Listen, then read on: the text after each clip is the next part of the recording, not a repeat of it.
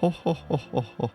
見事な戦いぶりですね。でもこうするとどうでしょう。なんとゲマはパンダクの喉元に死神の鎌をあてがった。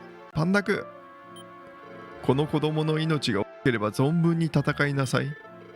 でもこの子供の魂は永遠に地獄をさまようことになるでしょう。ほほほほほほほ。うわあ。うーん。おやめてよ。ああ。うん。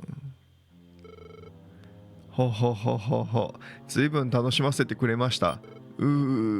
親まだ息があるみたいですね。パパス、パンダク、パンダク、気がついているか。はあはあ。実はお前の母さんはまだ生きているはず。わしに代わって母さんを。